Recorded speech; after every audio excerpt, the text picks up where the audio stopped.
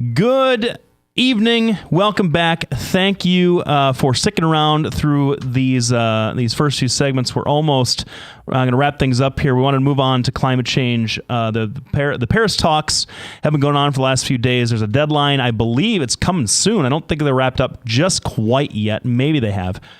But there's no deal as far as I've seen reported. There's a framework that you had the big breakthrough that was reported. I love how the news does this.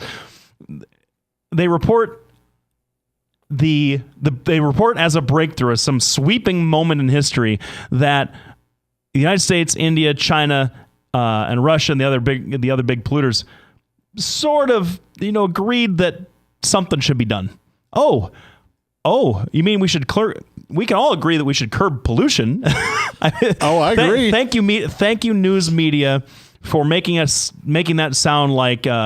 Like the Kyoto Protocol meant something 15, 20 years ago. But there's some significant hurdles, and one of the things that I want to get your take on, because I think I understand why it's not getting any traction, but I want to hear what you say about it. The big sticking point in getting a deal done is these smaller countries, these islands in these Pacific, Oceania areas, other islands in the southern hemisphere, who have seen their sea levels rise, that are worried that the seas are going to drown their communities in our lifetimes, are really upset that there's nothing in this bargain to kind of hold the historic polluters, your Great Britons, your U.S., your China, for historic pollution that has caused this. That's their argument. That's caused this to happen now. Yeah, get some reparations almost. Well, they're calling it the carbon bank.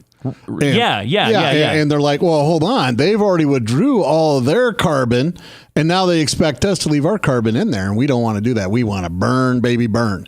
And that is China and India and Russia are all. Now, Russia is always saying one thing and doing another. But part of the problem is China has absolutely no intention of following anything that's going to harm their economy, period. They don't care. They issued a red alert for Beijing. Do you see that for their smog? Holy smokes. I saw a picture of that. It's worse than LA ever was. And everybody went, and are still outside. They just run around with their masks and everything else. India has been much more polite, but they have said, screw you, we're not doing it. The Russians have said, well, hold on. The Americans are the bad guys. We haven't polluted at all. Never mind about Chernobyl. That place is great, and we're not going to follow it. We're going to follow it, but you're going to have to come look at what we're doing. And so you have basically the Western powers, the old Europe, not new Europe, but the old Europe, and the United States and some Canadians going, well, yeah, we're willing to, sacrifice everything we have, wipe out our economy, tax our citizens out of any kind of comfortable lifestyle because this thing called carbon's floating around. Never mind about sulfuric gas, and never mind about methane, and never mind about the other 30 some odd chemicals that are floating around out there besides carbon, right? So that's all they're focusing on. It's a big giant scam. I'm going to tell you, I can fly I'm just going to let people know. I live a 1%er lifestyle on a 40%er budget. I do a lot of tricks of the trade. And one of the things I do is I collect a lot of miles for doing a lot of different things. And I was looking at the cost of a first class ticket to Europe. And this was back when, I just got back from England. And out of curiosity, I figured, well, how much is a ticket, not in miles, but dollars? So I'm looking at the dollar amount. It's $5,000 for a first class ticket to Europe, right? That's 6 hours from JFK. It's a 6-hour flight. It's $5,000. That's nuts. I could have ridden on the Concorde for that. So then I think, well, where else could I go for $5,000? First class. I can go to Japan, first class, for less money than it costs to go over to Europe. So I thought, well, gosh, that's strange. So being me, I hair off on that. Turns out it's this tax or the carbon tax, whatever the cap and trade. Is that what it's? The cap and trade over there has driven up costs so badly that really my flight would have cost $2,000, but I have to pay $3,000 in this cap and trade thing. If that isn't restrictive and punishing the middle class and the poor, I don't know what is. And that's really why a lot of places are resistant to it. The other thing is you have all these heads of state flying to Paris to talk about how they're going to reduce everybody's footprint when you have a guy working at Firestone who's saying, well, hold on, how come I have to pay more for my carbon pollution when you just got done creating more pollution than I'm ever going to create flying here? That's part of the thing. I don't think the left understands the hypocrisy of climate change. I'm all for the other thing. My thing about this, we're spending all this money on climate change goonery. You know what? You know how much money it would take to immunize every child in the world?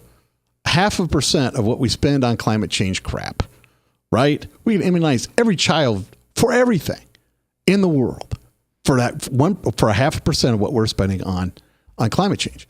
I look at this and think, there's real human disasters going on. Climate change isn't one of them. We have to plan for how the weather changes and for how climate has changed so we can keep our people fed. But when we start taking money away from programs that are worthy and giving them to a very select few individuals, Al Gore, I always like mentioning him. Solyndra is another one. Solar City is another one. Don't get me wrong.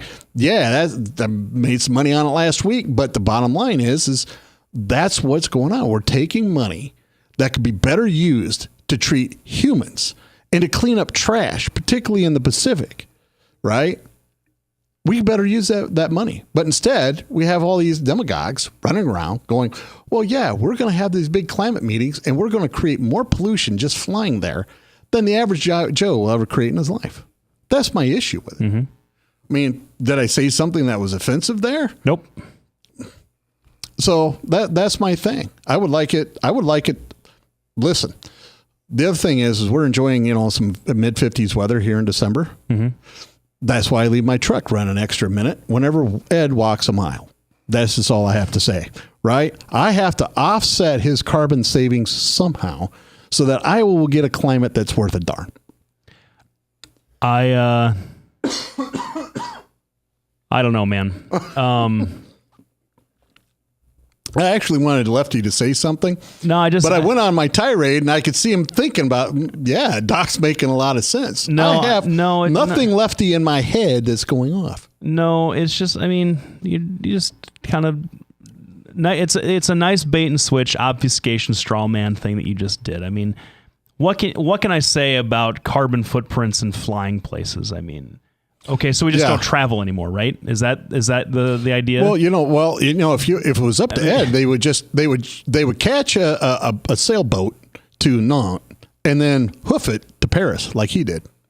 Hey, which also kills me because Ed took a plane over to France to talk about climate change. I'm like, holy smokes. Well, but that's what so what else do you want? What do you want people to do? That's the thing. You don't want anybody to do anything. Well, it's not that I want people to do, but I just talk about spending money on programs that are worthy when you have a rampant, out of control military industrial complex, when you have basically a jobs program building fighter jets for the Pentagon that doesn't want them, didn't need them, and rejected them. If you want to talk about where money can be spent, you and I agree on that. As far as the thing that kills me, the central thing that kills me about this more than anything else is that who's got the benefit? Who's got the benefit here? You have these scientists you call goons that are saying... We're going to come back right after this break, talk about climate change goons versus climate change scientists, which, a lot of times are the same thing. So we'll be back right after this break. We want to thank all of our sponsors, including Bertrosian Associates, Lubinas Law Firm, Halo Capital at Des Moines Institute, Des Moines Anesthesia PC. They do... anesthesia, but they also do pain management. They have offices in Des Moines and Fort Dodge. Go to docandlefty.com. I promise I'm going to have 2 blogs up this week. Hopefully Lefty's got 2 written. He'll send it in. Follow us on Facebook and Twitter and YouTube. Thanks, everybody. We'll be back in a minute.